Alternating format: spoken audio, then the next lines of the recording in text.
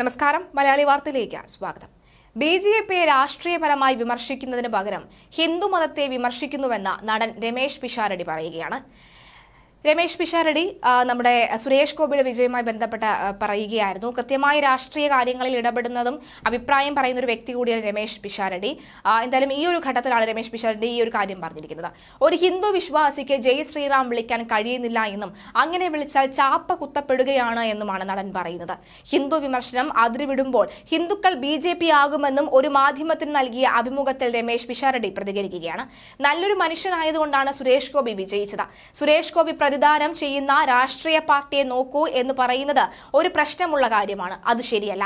BJP വിമർശിക്കുന്നത് തെറ്റില്ല. പക്ഷേ BJP വിമർശിക്കുമ്പോൾ അത് കൃത്യമായി രാഷ്ട്രീയപരമാകണം. എന്നാൽ അത് ഹിന്ദു വിമർശനം ആകുന്നു. അപ്പോൾ നിഷ്പക്ഷമായി ചിന്തിക്കുന്ന ഹിന്ദുക്കൾ BJP ആകും. ഹിന്ദു ഒരു മതമാണ്, അവർക്ക് വിശ്വാസങ്ങളുണ്ട്. ഇപ്പോൾ ജയ് ശ്രീറാം എന്ന് ഞാൻ വിളിച്ചാൽ ഉടനെ ചോദിക്കും, നീ BJP-കാരനാണല്ലോ. ഞാൻ അമ്പലത്തിൽ പോയാൽ സംഘിയാകും. രക്ഷാബന്ധൻ എത്രയോ വർഷങ്ങളായി ഭാരതത്തിൽ നടക്കുന്ന ഒരു ചടങ്ങാണ്. എന്നാൽ രക്ഷാബന്ധൻ കിട്ടിയ ഒരാളെ ചാപ്പ കുത്തുന്നു. ഈ സാമാന്യവൽക്കരണം ഇവിടെയുമുണ്ട് എന്നാണ് രമേശ് പിഷാരടി പറയുന്നത്. ജയ് ശ്രീറാം എന്ന് ഹനുമാനാണ് ആദ്യം വിളിച്ചത്.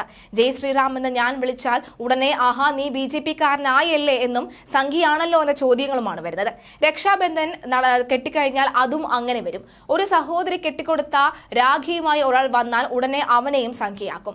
അങ്ങനെ ചാപ്പ അടിക്കുമ്പോൾ ഇവർ പറയുന്ന സ്റ്റേറ്റ്മെന്റ് പോകും. ഈ സാമാന്യവൽക്കരണം ഇവിടെ വലിയ തോതിലും നടക്കുന്നുണ്ട്. രാഷ്ട്രീയം 18 വയസ്സ് കഴിയുമ്പോൾ തുടങ്ങുന്ന കാര്യമാണ്. മതം വയറ്റിൽ കിടക്കുമ്പോൾ മുതലുള്ളതാണ്. ഇവിടെ നിന്ന് മനുഷ്യന്റെ കൂടെ വരുന്ന കാര്യമാണ് മതമെന്നും പറയുന്നുണ്ട്. അത് കഴിഞ്ഞേ രാഷ്ട്രീയം വരുന്നുള്ളൂ. ഇതുപോലെയുള്ള വിമർശനങ്ങൾ നൂലിൽ പിടിച്ച് അളന്ന് മുറിച്ച് കൃത്യമായി പൊളിച്ചു രാഷ്ട്രീയമായിട്ടല്ല നിങ്ങൾ പറയുന്നത് എങ്കിൽ വലിയ പ്രശ്നമാകും ഇനി ഭാവിയിൽ വരാൻ പോകുന്നത്. അങ്ങനെയാണ് മതം ഉപയോഗിക്കുന്നത്. മതം കൊണ്ട് പ്രശ്നം ഉണ്ടായപ്പോഴാണ് മതേതരത്വം വന്നത്. നിങ്ങളുടെ മതേതരത്വത്തെക്കാൾ നല്ലത് ഞങ്ങളുടെ മതേതരത്വമാണ് എന്ന് പറഞ്ഞ് വഴക്കുണ്ടാക്കിയാൽ എന്തു ചെയ്യാൻ പറ്റും എന്നാണ് പിഷാരടി ചോദിക്കുന്നത്.